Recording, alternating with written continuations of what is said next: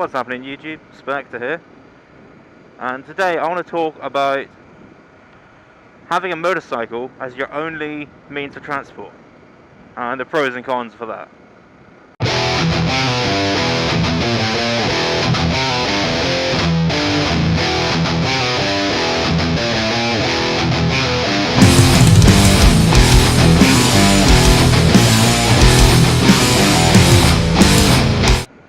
Alright, so first of all, let's just list pro points for having a bike generally, I guess. It's obviously fast to accelerate, fast top speed, sometimes, not always, depends on your CC, but acceleration is a given, really. You're also, certainly here, you're able to filter. Obviously that's not a given everywhere, but if you are, that with the acceleration, your journeys are a lot faster on a bike than on a car, which is extremely useful when it comes to getting places, getting to work, meeting friends, whatever it needs to be. I mean, you're slightly less susceptible to being late for work or whatever, just because of traffic, because you can normally get around it. Then there's the cost, obviously, financial benefits. Bikes are cheaper to run, they have better miles per gallon than cars, by a long way. They've got cheaper tax.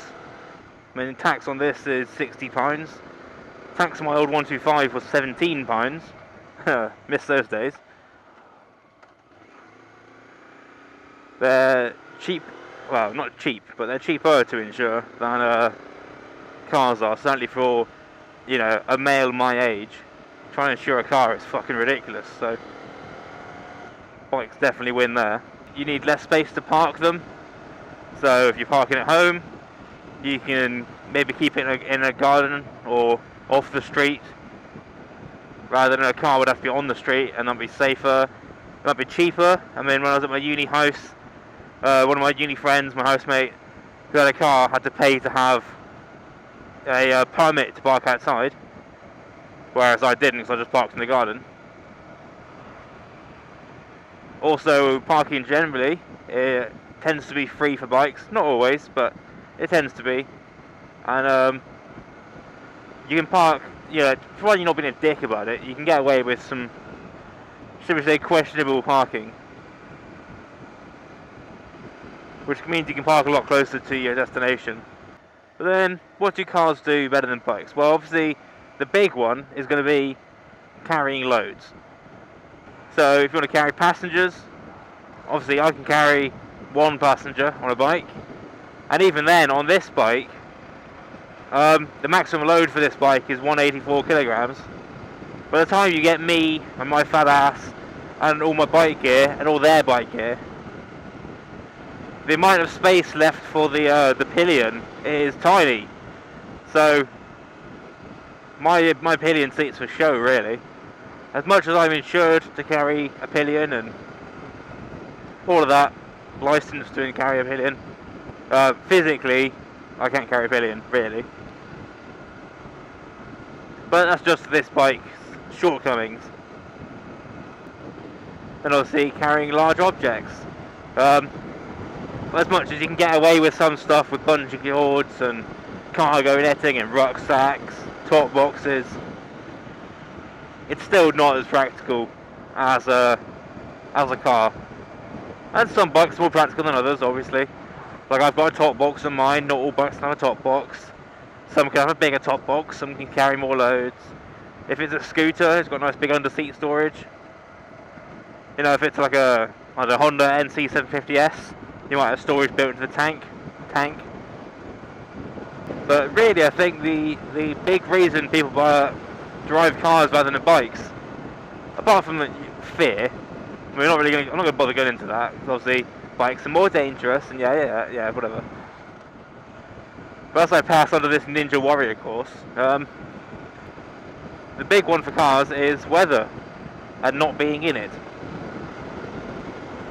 Now, I'm lucky enough where I am, that I can ride all year round without any real trouble. It rains a lot, it rains for months over winter, more or less solidly. But I don't have ice, I don't have snow, I don't have, you know, anything adverse. to really deal with other than the rain. And the rain, it's neither here nor there, it's just rain. I hate riding in the rain. It's annoying, you end up with wet gear. Certainly through winter, your gear just is always wet. Like, it doesn't have time to dry out between one day to the next. But it's one of those things, you know. You just got to deal with it and accept it.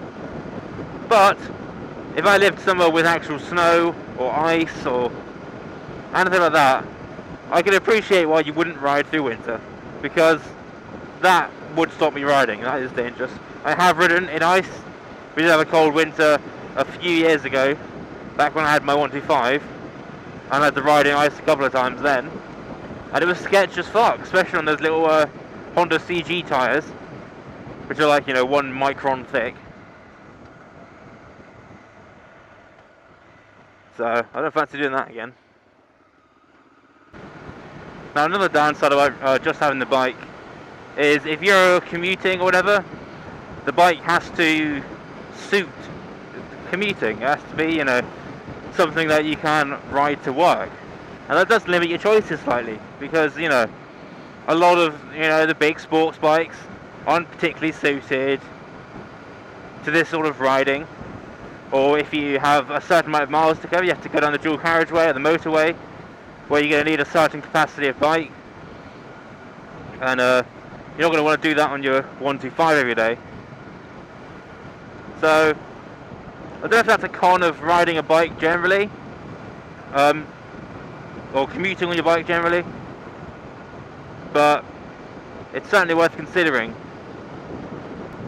And then of course the downside is when you get to wherever you're going, be it work or a social event or whatever, you're carrying bike gear and you have to lug around fucking bike gear all day.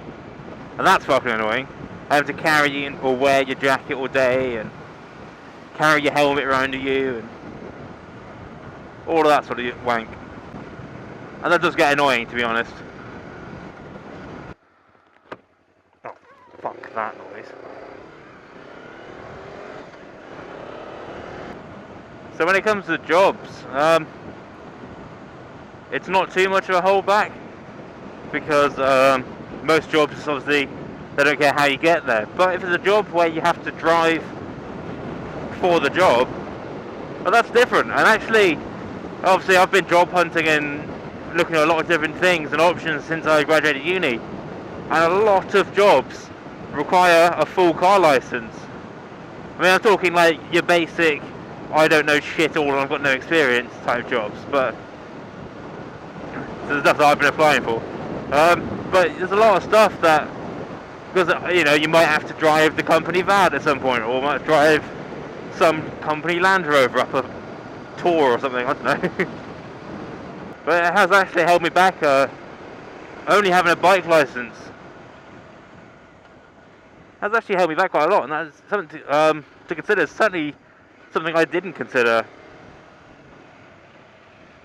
when I got my work license and such. But then I guess then I was hoping for something slightly more interesting, should we say, as a career. And then here's an interesting one as well. TLR, This Life Riding in America. He rides on Ninja 300. He put up a video not so long ago, I'll stick a link to it in the description, about dating on a motorcycle. And in it he raised a point I hadn't really considered, which is if you want to take the date, like pick them up from their house and take them on the date, well, you can't do that on a bike. That's interesting, because it means you have to actually meet them at the location. And I don't know if that's a difference in generation between me and him, or if it's a UK versus US thing, perhaps. But I hadn't really thought about taking someone on a date, literally picking them up and taking them there. It's not something that's come up in my life personally, but then I haven't done a whole lot of dating, so that's probably why. So what do you guys think on that? Take a look at his video too, after mine, if you don't mind. And yeah, see what you think.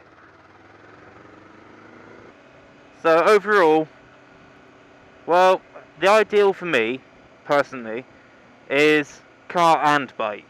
That's my ideal. And I will do my car test eventually, and I will have a car eventually. I've got all sorts of ideas for fun cars as well, not just your standard like shitter. But yeah, that's you get the best of both worlds. Then you can, if you need to go and do your shopping, or you need to get something large from the hardwood store, or something, whatever it might be. Take stuff to the tip. You've got the car for the practical stuff, and if you want to actually have a soul, you can go and get on the bike. So that's the ideal. But if it was literally a choice between car or bike, you have to pick one. Oh, bike hands down for me all the way. Car will never replace bike for me. And to the point that if a bike is not practical in a location, like if I wanted to move somewhere and they were like, it snows here for 3 months, so you won't be able to ride your bike, it would literally stop me moving there. I'd be like, no, I want to ride all year round. I don't mind cold, I don't mind wet, whatever, but I need to be safe to ride all year round. For me, I'm a single guy, obviously. I don't have any kids. I'm not planning to have any kids. A bike suits me just fine. It gets me and myself around to places, and it does what I need it to do. That's about it, really. I mean, when I used to live at my uni house,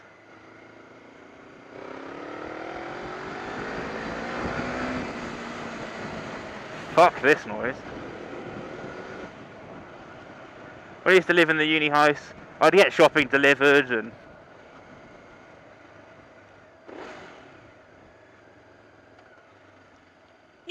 come on, fuck off.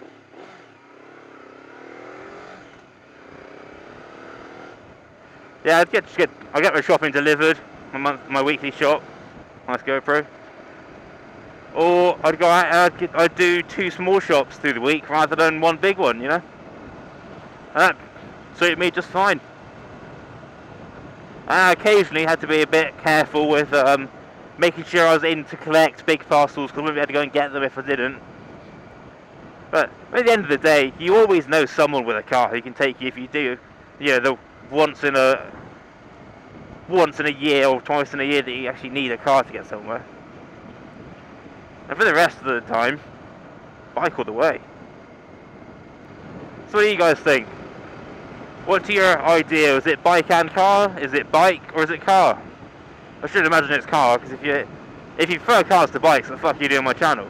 But yeah, what's your ideal? And if you are like a biker who only has a bike, or even better, if you're a household who only has bikes, how do you find it? Like, are there ever any difficulties you encounter?